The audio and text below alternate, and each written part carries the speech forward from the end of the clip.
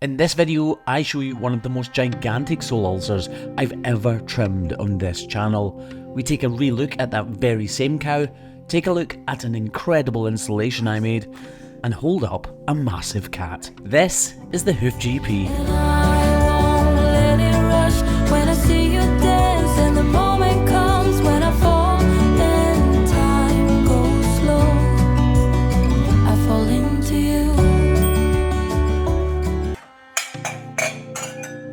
Morning, how's it going?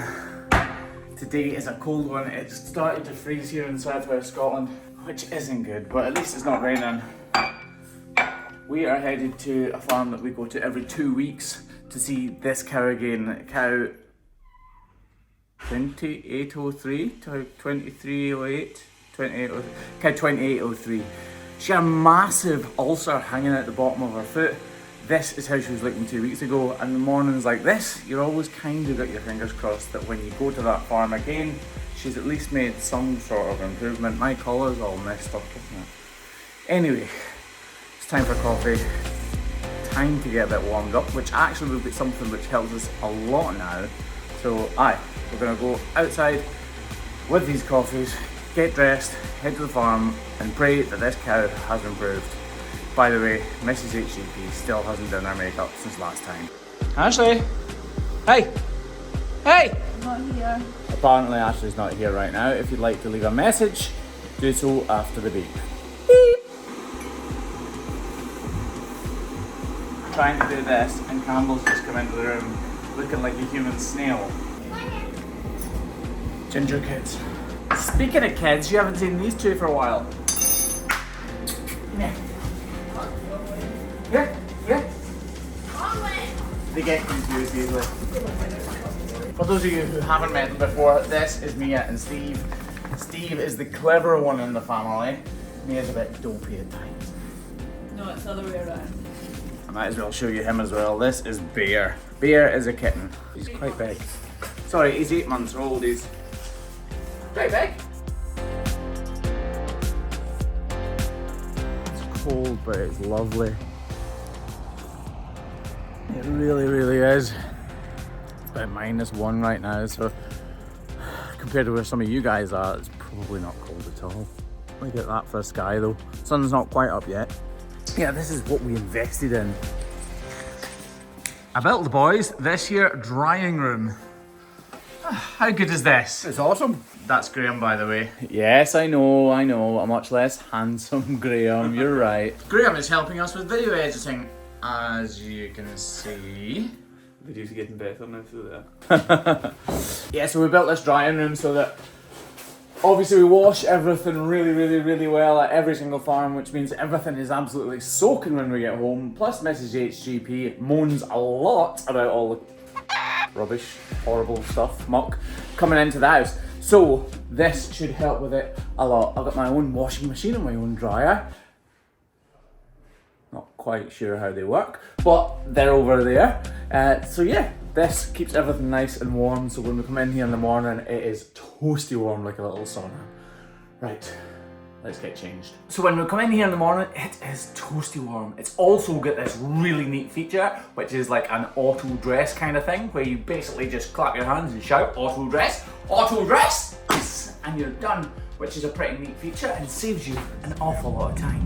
Right, let's get the radio on and get to work. Give me a chance, yeah baby, try, just one more night, then make up your mind.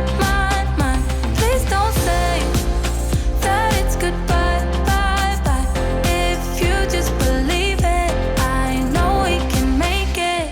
So we've got about 25 cows here in total to do. We actually trim it at the farm across the road as well, so we do have an awful lot of cows here today in total between the two farms, I mean. So we're going to crack on and get all of these done before we find our little cow, because I can't quite see her right now. You see, this farm is actually a robotic farm, so the cows go through the robot wherever they want to get milked, and if they're lame or if they're due to be trimmed, they get shed off. So it might be the case that actually the shedding gate was switched on a bit later last night and she's not been shed off yet because she's not up out of her bed. But both us and the cows are up and out of our beds, so whilst we are, we might as well get on and trim them. No matter how hard this job is, and no matter how much we all concentrate on the job in hand, all three of us just drift away into our own little worlds. Right now it's my daughter's birthday next week, so my thoughts of the love I have for her are pretty much filling my entire head as you watch me trim.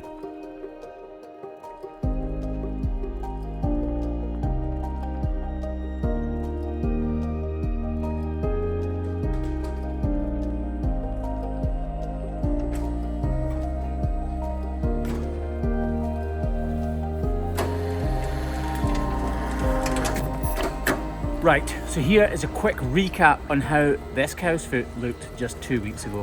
When we first saw her, her outside claw was seriously overgrown, and I knew there was going to be a problem because she was the lamest cow we saw that day. We swiped away a couple of absolutely huge slices of hoof horn, which revealed this ulcer.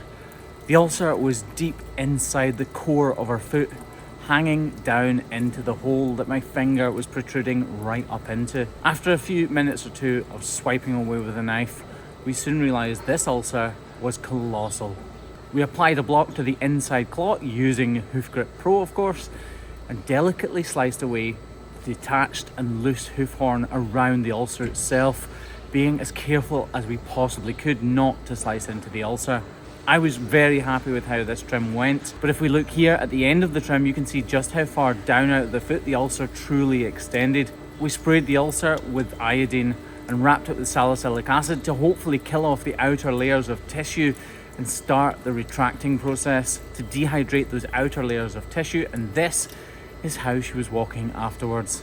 She still had a limp, but she was starting to use that block, so I was keen to get back to where we are right now, back on farm with her foot in the air. And here's how it's looking now. Clearly the foot is covered in slurry, and as we wash it off you can see the pinkness of the ulcer shining through. It's starting to recover. Believe it or not, it being as pink as this is a really good sign. All of this black hoof horn is staining from the slurry, meaning this is not in contact with the ground, but this part of her foot is. If we look from the side here, it's not protruding down as far as it was just a couple of weeks ago, so it is beginning to retract. Today, all we're going to do is reduce the outer claw a little bit more and make sure that the hoof horn growing in round about the ulcer isn't jagging into it and, what's the word?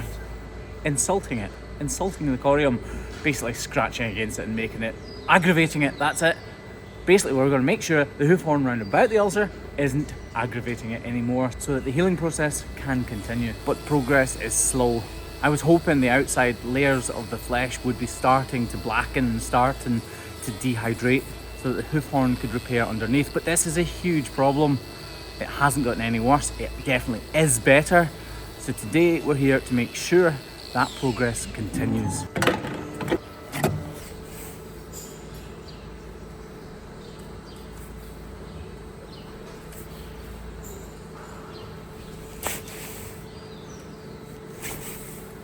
I'm going to slide the back of my knife in against that ulcer and hope that the pressure from the back of my blade doesn't graze it in any way. Because even though it is very blunt, obviously that ulcer is raw tissue literally sticking out, which shouldn't be exposed, but obviously it is. Oh, be delicate, Graham, be delicate. If you think about it, that ulcer is poking through an opening in an extremely hard material, i.e. the hoof horn. So that hoof horn will be jagging into it slightly. It's our job to make sure it's doing it as little as possible. There was actually a bit of a cut in the hoof horn itself here last time, which is healed up just about entirely, just where I'm trimming right now. These blades are handed, meaning they actually go in different ways. I don't know if you guys have picked up on that before. One is supposedly a left hand and one is a right hand. And I say supposedly because I use both and I'm right-handed, so they just work in different situations.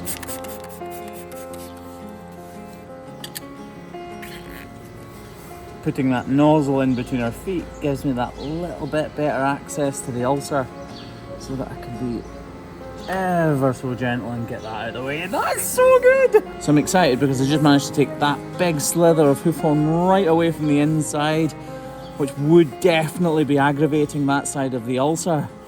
So now it won't be. These can be extremely difficult cuts to make without making any mistakes or grazing that exposed corium in any way, which is why I'm slightly excited. Right, there's one final cut round about this, hopefully. We're just going to push it also slightly back using the hook of the knife. You want to get a big plastic block out. So we're going to apply a plastic block to the top of this wooden block because the wooden block is actually wearing away slightly quicker than I would like it to. Hoof Grip Pro will keep it in place for as long as we need it to, but the plastic block will not wear at all, meaning that this ulcer will get as long as possible up off the ground and out of the dirt, slurry and manure so that it can heal properly.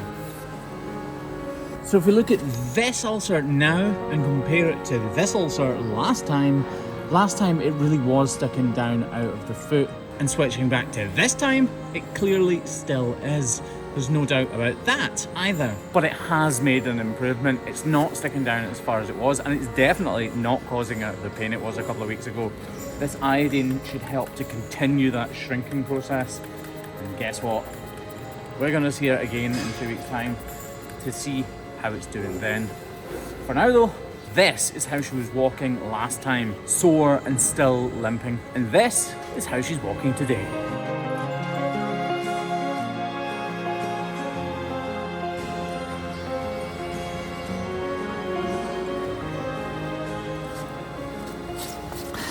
Yep, still walking with a limp, but slightly better than 2 weeks ago. And the ulcer is beginning to retract. So, you guessed it, we'll be back here in 2 weeks' time to continue that process. We will do everything as much as we possibly can for Little Cow 2803. Join us on that journey by clicking the subscribe button or following this Facebook page. And if you do that, I'll see you then.